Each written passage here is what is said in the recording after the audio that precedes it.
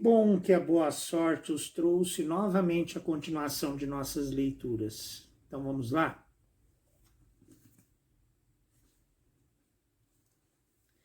Trezentésima, 97ª noite. Chamada por sua irmã Dinazarda, Sherazade continuou a história da noite anterior da seguinte forma.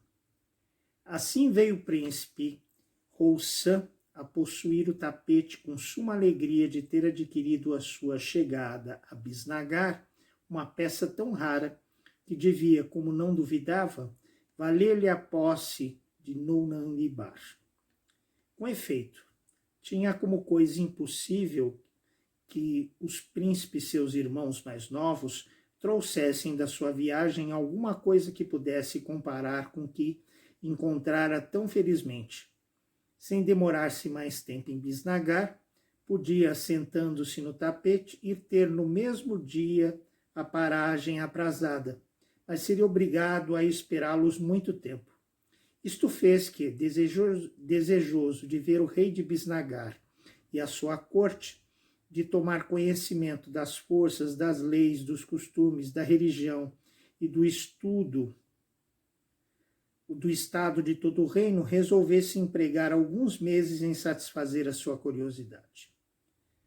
O costume do rei de Bisnagar era admitir à sua presença, uma vez cada semana, os mercadores estrangeiros. Com este título foi que o príncipe Rouçã, que não queria passar pelo que era, o viu algumas vezes.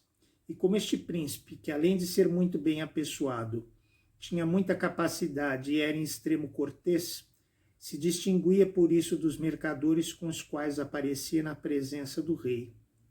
A ele, de preferência aos outros, o que dirigia a palavra para informar-se da pessoa do sultão das Índias, das forças, das riquezas e do governo do seu império.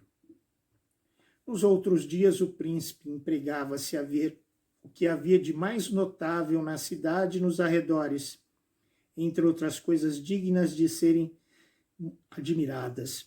Vi um templo de ídolos, cuja estrutura era especial, por ser toda de bronze, ornada por 10 covados quadrados da base e 15 em altura, o que o fazia a sua maior beleza.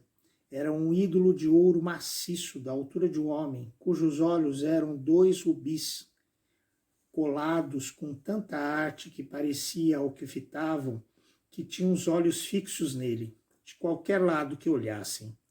Viu outro que não era menos digno de admiração. Estava numa aldeia onde havia uma planície, a qual não era senão um jardim delicioso, semeado de rosas e de outras flores agradáveis à vista. E todo esse espaço era cercado por um pequeno muro para impedir que animais entrassem nele. No meio da planície levantava-se um terrado da altura de um homem, revestido com pedras, juntas com tanta arte e indústria que parecia um só bloco. O templo, que acabava em zimbório, estava assentado no meio do terrado, da altura de 50 covados, circunstância que o tornava visível de algumas léguas em roda. O comprimento era de 30 covados, e de 20 a largura, e o mármore vermelho com que o construíram era em extremo polido.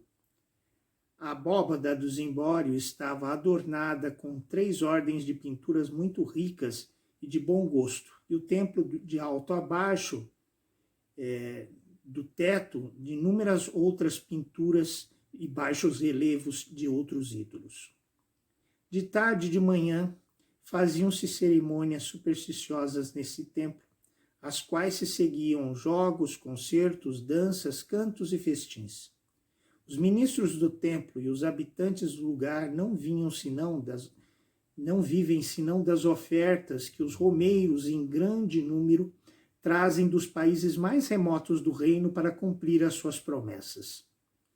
Foi ainda o príncipe Rouçã, espectador de uma festa solene que se celebra todos os anos na corte de Bisnagar, a qual os governadores das províncias, os comandantes das praças fortificadas, os governadores e juízes das cidades e os brahmanes mais célebres pela sua doutrina são obrigados a concorrer.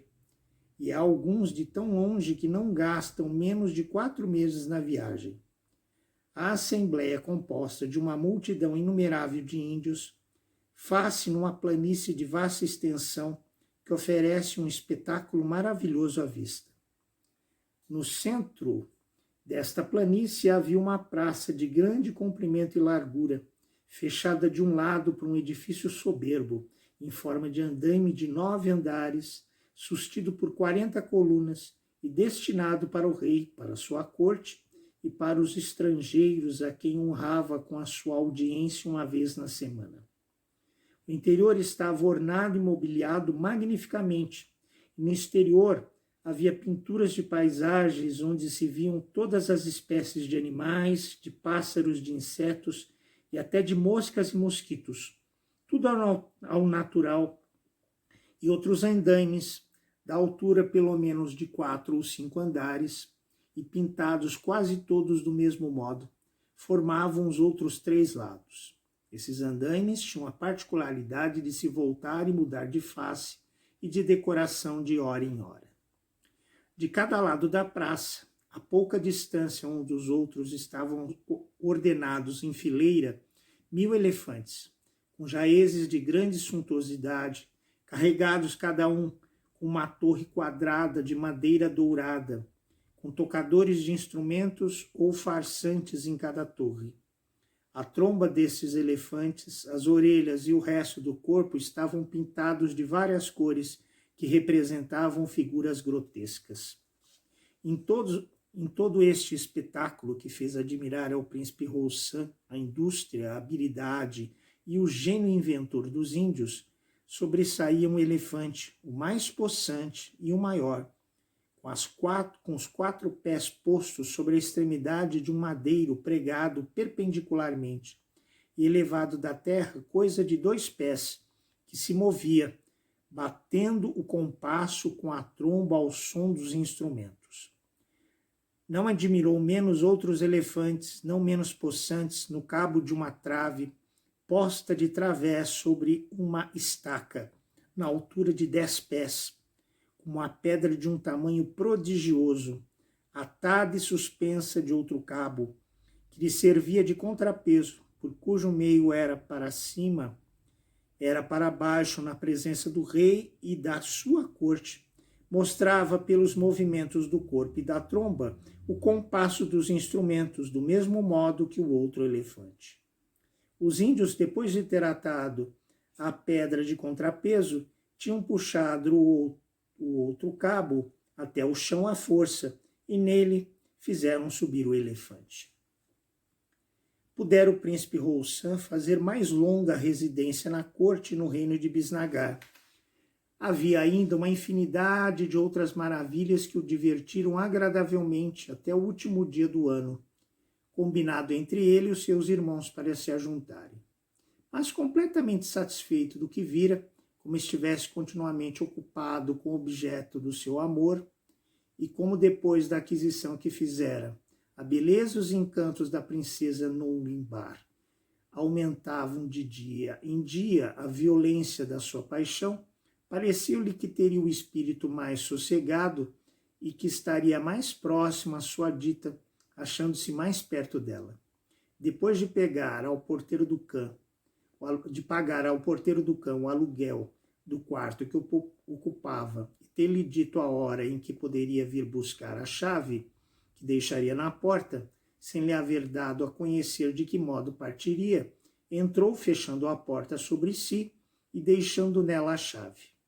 Depois estendeu o tapete, assentou-se nele com o oficial que consigo trouxera e, havendo desejado seriamente ser transportado à paragem onde os príncipes seus irmãos deviam ir ter com ele, percebeu logo que tinha lá chegado. Parou aí e, dando a conhecer por um mercador, esperou-os. Percebendo que já era dia, cessou de falar Sherazade nesse instante. Que maravilha teve o príncipe Rouçã encontrar este tapete mágico que o leva a qualquer lugar. Mas maravilhado ficou também com as maravilhas do reino de Bisnagar, que passou muitos meses a conhecer. e que agora, finalmente, para cumprir o trato que fez com seus irmãos, retornou a seu reino. E o que será de seus irmãos? Será que conseguirão objetos mais maravilhosos do que esse tapete? Veremos na continuação dessa história. Aguardo vocês. Alabei.